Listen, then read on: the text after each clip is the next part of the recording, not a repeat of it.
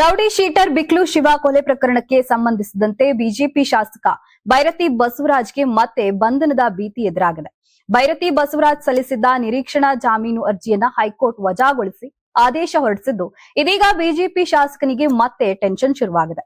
ಬಂಧನದ ಭೀತಿಯಲ್ಲಿರೋ ಕೆಆರ್ ಪುರಂ ಶಾಸಕ ಬೈರತಿ ಬಸವರಾಜ್ ಅವರು ಅಜ್ಞಾತ ಸ್ಥಳಕ್ಕೆ ತೆರಳಿದ್ದಾರೆ ಎನ್ನಲಾಗ್ತಿದೆ. ಹೈಕೋರ್ಟ್ನಲ್ಲಿ 2 ಬಾರಿ ನಿರೀಕ್ಷಣಾ ಜಾಮೀನು ವಜಾಗೊಂಡ ಹಿನ್ನೆಲೆ ಶಾಸಕ ಬೈರತಿ ಬಸವರಾಜು ಸುಪ್ರೀಂ ಕೋರ್ಟ್ ಮೆಟ್ಟಿಲೇರುವ ಸಾಧ್ಯತೆ ಇದೆ. ಇದು ಸುಪ್ರೀಂ ಕೋರ್ಟ್ನಲ್ಲಿ ನಿರೀಕ್ಷಣಾ ಜಾಮೀನು ಕೋರಿ ಅರ್ಜಿ ಸಲ್ಲಿಕೆ ಮಾಡುವ ಸಾಧ್ಯತೆ ಇದೆ. ಹೈಕೋರ್ಟ್ನಲ್ಲಿ ನಿರೀಕ್ಷಣಾ ಜಾಮೀನು ವಜಾ ಬೆನ್ನಲ್ಲೇ ವಕೀಲರೊಂದಿಗೆ ಶಾಸಕ ಬೈರತಿ ಚರ್ಚೆ ಮಾಡಿದ್ದು, ಲೀಗಲ್ ಒಪಿನಿಯನ್ ಪಡೆದು ಹಿರಿಯ ವಕೀಲರ ಮೂಲಕ ನಿರೀಕ್ಷಣಾ ಜಾಮೀನು ಕೋರಿ ಅರ್ಜಿಗೆ ಸಿದ್ಧತೆ ನಡೆಸಲಾಗಿದೆ. ಮತ್ತೊಂದೆಡೆ ಬಿಕ್ಲು ಶಿವ ಕೊಲೆ ಕೇಸ್ ಸಂಬಂಧ ಶಾಸಕ ಬೈರತಿ ಬಸವರಾಜ್ ಅವರನ್ನ ಶತಾಯಗತಾಯ ವಶಕ್ಕೆ ಪಡೆಯಲು ಸಿಐಡಿ ಟೀಮ್ ಸಜ್ಜಾಗಿದೆ. ಹೀಗಾಗಿ ಶಾಸಕ ಬೈರತಿ ಬಸವರಾಜ್ ಮೇಲೆ 15 ದಿನದಿಂದ ಸಿಐಡಿ ತಂಡ ನಿಗಾ ವಹಿಸಿದೆ.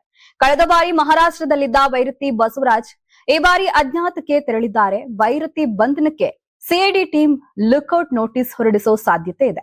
ಇತ್ತ ಬೀಸೋ ದೊಣ್ಣೆಯಿಂದ ತಪ್ಪಿಸಿಕೊಳ್ಳಲು ಬೈರತಿ ಬಸವರಾಜ್ ಇಂದೇ ಹೈಕೋರ್ಟ್ ದ್ವಿಸದಸ್ಯ ಪೀಠಕ್ಕೆ ಆದೇಶ ಪ್ರಶ್ನಿಸಿ ಅರ್ಜಿ ಸಲ್ಲಿಕೆ ಮಾಡುವ ಸಾಧ್ಯತೆ ಇದೆ ಎನ್ನಲಾಗ್ತದೆ.